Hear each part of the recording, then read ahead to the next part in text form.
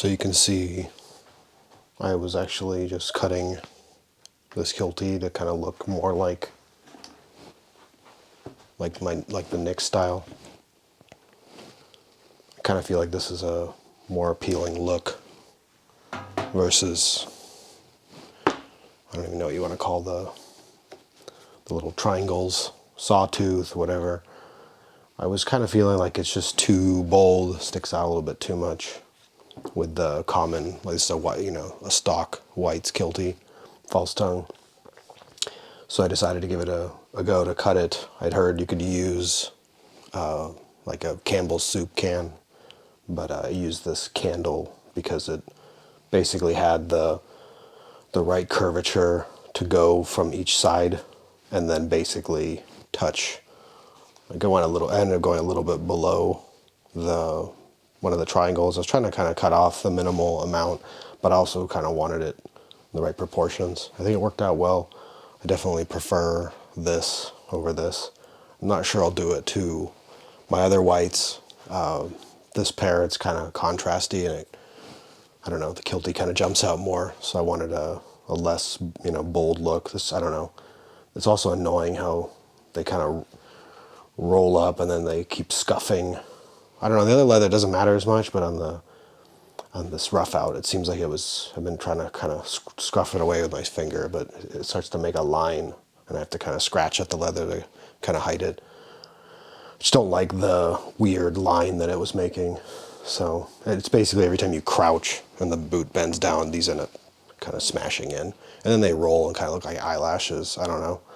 I'm kind of not loving it. So yeah, I think I'm happy with that. This look better. And kind of show you guys how this works. Nothing too fancy here. Obviously, you want to take the laces out of your boots. Get the Kiltie out. That should be pretty straightforward. If you're cutting it, you don't want to cut the lace, and it's just easier on a flat surface. So, go ahead and take these out of your boots. In fact, take the lace out of it one side. You don't need to do both.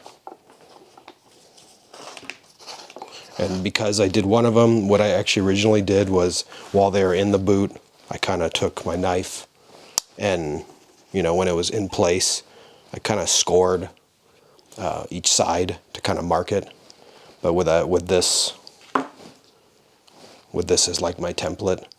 For the other one, I want them symmetrical, and they were, well, I presume they were symmetrical. I guess I'm not certain of that, but I'm just basically going to use this one as a template to draw at least the points, and then I'll probably use the can again to cut the curve. So anyway, what I'm doing here, like I said, this is kind of my template. So I'm going to line that up.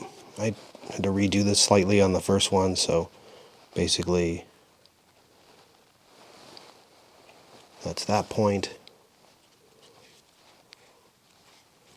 And then this one. Right there. So now I basically have that point. Yeah, and that looks about right. So I don't know if you guys can see this, but I cut these little notches so I know where I'm doing. Again, I use this as the template. Using the same candle. It really helps to keep the curvature right and for doing multiple cuts. So no, nothing too fancy. This one's funny too. This piece of leather must have been from like a different hide or something. It's way softer than the other one.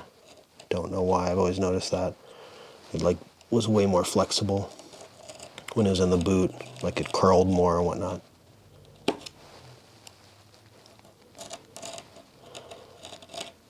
And here are those leather fibers.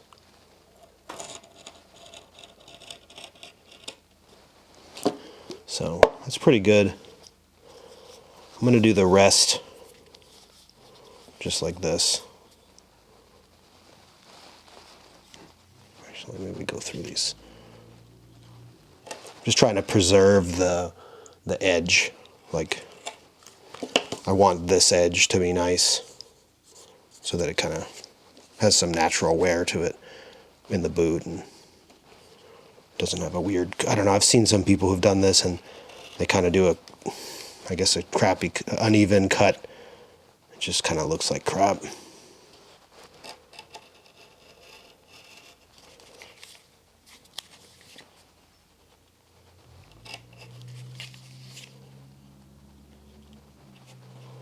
Nothing fancy, you know, just using my pocket knife. I'm a Swiss Army knife guy. I mean, I have other pocket knives, but I find they work well. Sharp, good, easy to sharpen. Good steel. Yeah. So, just using window light, I apologize. But yeah, that looks good. And it should be the same curvature because, again, I used the same can.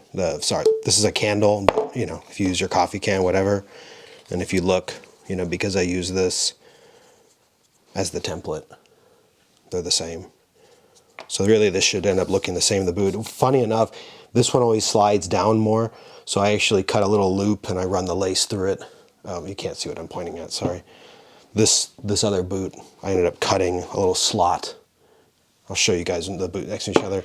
Anyway, to keep the Kiltie from sliding out, because it always would like slide down the bottom of the boot and kind of go out too far. This one actually stays put for whatever reason, who knows. But yeah, that's kind of it. Reinstall this in the boot and we're good. So yeah, got a bunch of leather fibers all over the table. It's fine. Run these guys through. And you know what's weird is people often don't seem to install these right. They have it in their boot with this kind of showing up, and you know, it's just not how it's supposed to be. I don't like that look. I think it looks wrong. And if you look, they're never like this is. I mean, this is how it's supposed to look.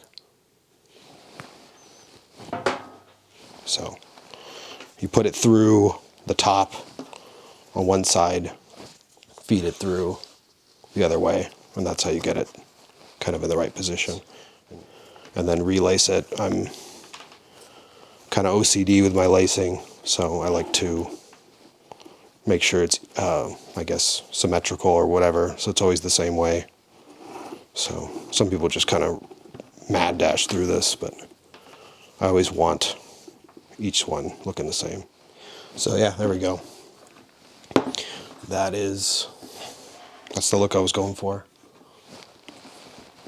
They look, I don't know, just cleaner. It doesn't draw as much attention to itself. Kind of almost looks like it's just the tongue. And I'm digging that vibe better.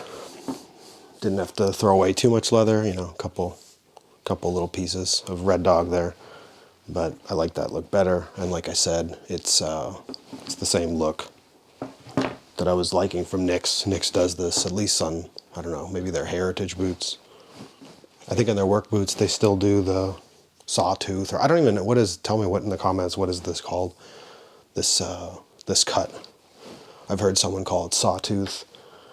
I think this is where that Kiltie nickname for these false tongues comes from, because they look like a Scottish kilt, but I just think this looks cleaner.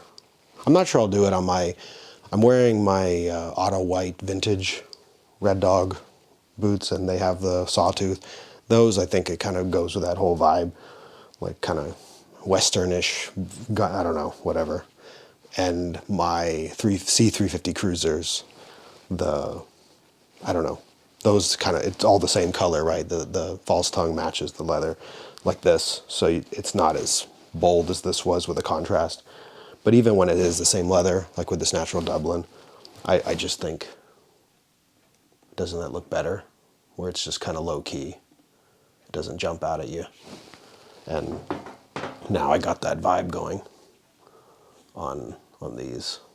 So time will tell if I decide to do the same thing on my C350 Cruisers. But I definitely do like having the false tongues. They, you know, prevent the wear to the tongue, obviously, as designed, but they kind of have a look. And they They actually keep I've noticed the spacing, not that I have an issue, because when these are actually at my feet, they're actually wider than this. It's like a solid 2 fingers, but it kind of keeps the spacing better, I guess, so they're not getting closer. Like on my Alden 405, Alden Indies, when you lace them up tight, there's like barely even a finger in between them. It's really really tight. I kind of like the look of the space. So yeah, super easy. If you have a candle, or this is random. If you have anything circular, a cylinder, a coffee can, well, not coffee doesn't come in small cans. I guess a soup can, anything round. I guess you could use a protractor or whatever if your kids have one of those. But those work well. If you have a knife, any old sharp enough pocket knife, you don't even need a razor blade. And there you go, easy. Like to look better. Cheers.